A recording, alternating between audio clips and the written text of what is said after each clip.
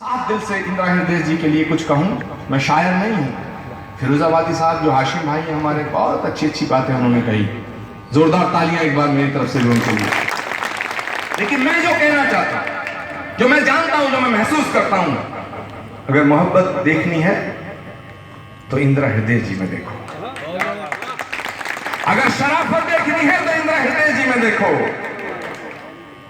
और मेरे दोस्तों, अगर खिदमत देखनी है तो इंदिरा हृदय जी। क्या बात है। वो कैसे घराने की बेटी, किस घराने की बहू, किस घराने से ताल्लुक रखती हैं, लेकिन मैंने कभी भी रात के 11, 12, 1 बजे तक भी मैंने कभी ऐसा देश का कोई नेता नहीं देखा जिस नेता के यहाँ फोन करो और वो लौट के दोबारा फोन करे। इंदिरा हृदय जी को कभी भी आप फोन करना, लौट करना। क्या बात है, सच्चाई है। मेरे साथ से रामपुर से चल के फैसल लाला साहब आए। मैं चाहूंगा जोरदार तालियों से उनका भी खैर मकदम करें। उत्तर प्रदेश कांग्रेस माइनॉरिटी सेल के उपाध्यक्ष हैं। मेरे दोस्तों, मैं सिर्फ एक बात कह करके अपनी बात को खत्म करूंगा और मैं इसमें अपनी सहमति देना चाहता हूं। ये बात पे जो 2014 में कहते थे,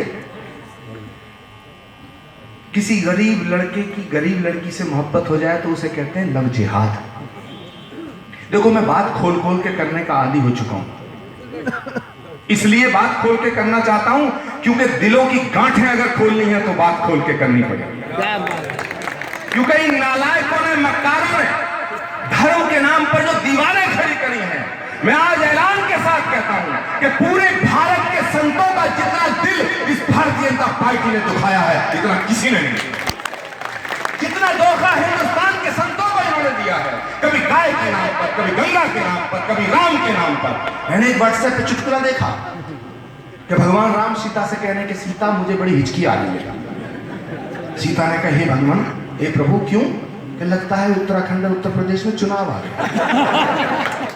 ये इतने बदमाश हैं, इतने मक्कार हैं, इतने नालायक हैं। और मजेदार बात ये, आज तक पे एक डिबेट चल रही थी। मंत्री जी, मैं कहना चाहता हूं, मुझे अंजना ओम कश्यप बड़ी भारी एंकर है। उसने कहा, आचार्य प्रमोद कृष्णम जी, गंगा पे एक फैसला लिया केंद्र की सरकार ने, कहा है कि गंगा को पूरी दुनिया में हम मशहूर कर देंगे। मैंने कहा, ये भी झूठ है, गंगा पहले ही मशहूर है। उन्होंने दूसरा फैसला लिया है कि साहब, गंगा में हम जहाज चलाएंगे पर्यटन के दृष्टिकोण से। सुमित बाबू, आप भी सुन लेना। कहा कि गंगा में जहाज चलाएंगे, शिप चलाएंगे।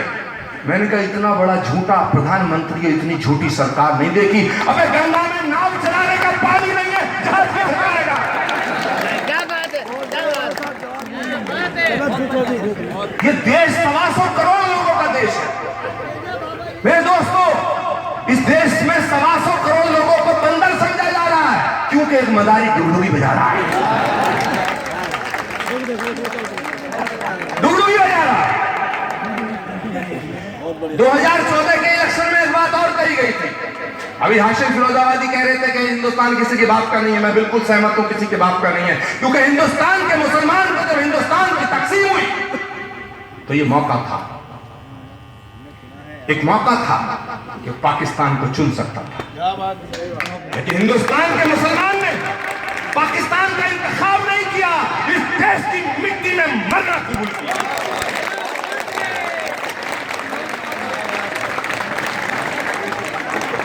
इस देश की मिट्टी में मरना कबूल किया।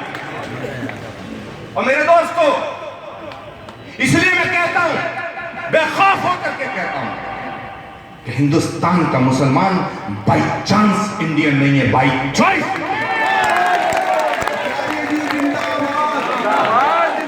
बाई चॉइस इंडियन है।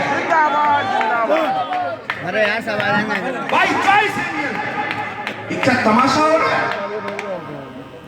कोई महात्मा सिरफिरा भंगड़ी गोरखपुर से कहता है ये देश केवल हिंदुओं का है, मुसलमानों का नहीं है। कोई कहता, ये 2014 में कहते थे, देखो हमारी सरकार बनने दो। भाई जरा थोड़ा सरकार बनने दो। मुझे लग रहा है मीडिया मेरी बातों को सुन रहा, दिल्ली भेजेगा कैसे? भेजेगा। एक बीजेपी के शंकराचार्य बोले कि तुम बहुत ज्यादा बोल रहे हो, तुम्हारा इलाज करने की कोशिश हो रही दिल्ली में। मैंने कहा, भाई मेरा गुनाह क्या है? कहने, तुम बहुत ज्यादा बोल रहे हो। मैंने कहा, थोड़ी ये सलाह प्रधानमंत्री को भी दे दो।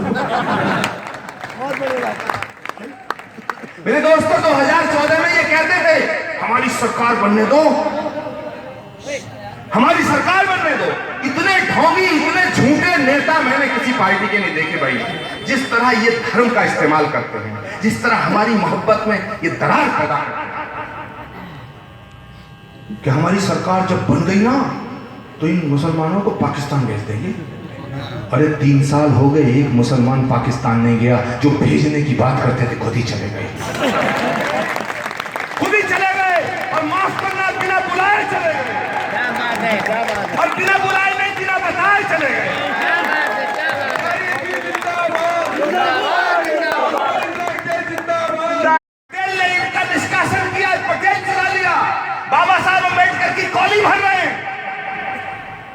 मुझे डर है कहीं इंदिरा गांधी को आपसे न चुरा लें। ये बड़े चोर हैं, चोर नहीं है, उचक्के हैं, झूठे हैं। क्या बात है। लेकिन मेरे दोस्तों, फिक्र मत करना, फिक्र मत करना। इस देश ने बड़ी आंधियां देखी हैं, बड़े तूफान देखे हैं, बड़े बवंडर देखे हैं। और जब कभी बवंडर आता है तो कोई भी लफंडर बादशाह बन जाता है, कोई भी लफंडर बादशाह बन जाता है। आप एक रहना, आप नेक रहना। और इस मंच से एक मैसेज मरकज की हुकूमत को देना चाहता हूं, जो हिंदू और मुसलमान के नाम पे सियासत करना चाहते हैं। और ये बात अगर सुहेल साहब कहें, फैसल लाला कहें, तो कोई बड़ी बात नहीं है। ये बात भारतीय संघ समिति का अध्यक्ष आचार्य प्रमोद कृष्णम कह रहा है, इसलिए बड़ी बात है। मेरी आवाज आप तक जाए तो हाथ खड़ा करके मुझे दाद देना, मुझे दुआ देना कि मोहब्बत के बिना अपना गुजारा हो नहीं सकता। सुनो सुनो, मोहब्बत के बिना अपना गुजारा हो नहीं सकता। और मेरे दोस्तों, हाथ नीचे नहीं आने चाहिए, अभी खड़े रहना कि मोहब्बत के बिना अपना गुजारा हो नहीं सकता। और जो मैं अब कहने जा रहा हूं ना, उसको कहने पर मुझे बड़े फतवों का सामना करना पड़ा है। ये मैं समझ रहा, फतवे इदारे हमारी तरफ भी हैं कि मोहब्बत के बिना अपना गुजारा हो नहीं सकता। नबी के बिन नजारों का नजारा, नबी के बिन नजारों का नजारा। सारे हाथ खड़े करके कि नबी के बिन नजारों का नजारा हो नहीं सकता। नबी के बिन नजारों का नजारा हो नहीं सकता। मुझे चाहे मुझे तुम गैर कह देना, नहीं है जो मोहम्मद का हमारा।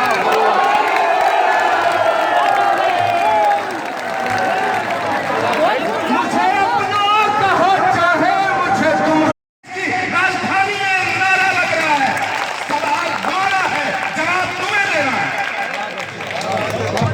3 साल मेरे दोस्तों, हिंदुस्तान 1000 साल हिंदुस्तान के ऊपर विदेशी हुक्मरानों ने हुकूमत की है। 800 साल मंगोलों ने, अफगानों ने, और 200 साल अंग्रेजों ने। 1000 साल तक कोशिश होती रही कि हिंदुस्तान की एकता को खंडित कर दिया जाए।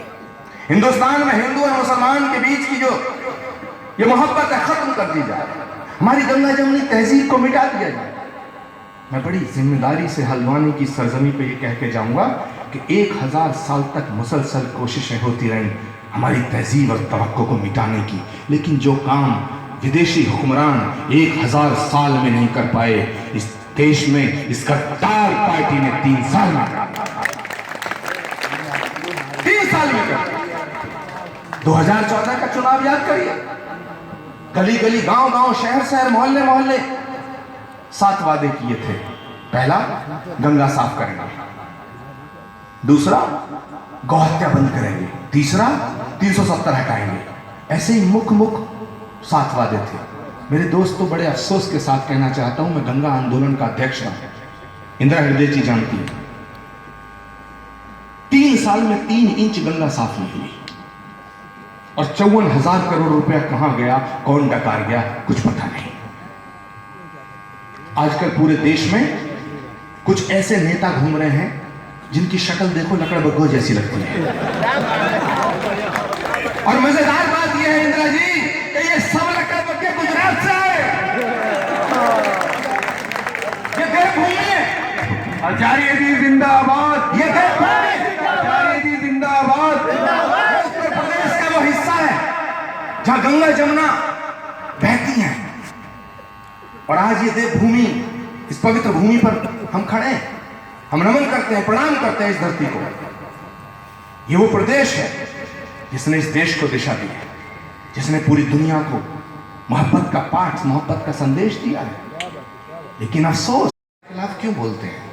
मैंने कहा मेरी आपसे कोई जाती दुश्मनी नहीं है, लेकिन मुझे एक बताओ, जब इस देश की आज़ादी की लड़ाई में हिंदुस्तान के जवान अपनी कुर्बानियां दे रहे थे, जवानियों का बलिदान दे रहे थे, तो तुम तो अंग्रेजों की दलाली कर रहे थे। तुम्हारा कोई भी एक नेता शहीद क्यों नहीं हुआ? तो आप सुनोगे उनका जवाब, बड़ा मजेदार जवाब है, हैरान करने वाला। उसने कहा आचार्य प्रमोद कृष्णम जी, आप बड़ी बेवकूफ़ी की बातें करते हैं, मैं तो आपको बड़ा अक्लमंद समझता था। अरे हम शहीद कैसे होते, शहादत कैसे देते जंग आज़ादी में? हमारी तो पार्टी नहीं थी, जब हमारी पार्टी नहीं। अब सोचो जिन्होंने जंग आज़ादी में कोई रोल अदा नहीं किया, वो आज देश के तमाम लोगों से देशभक्ति का सर्टिफिकेट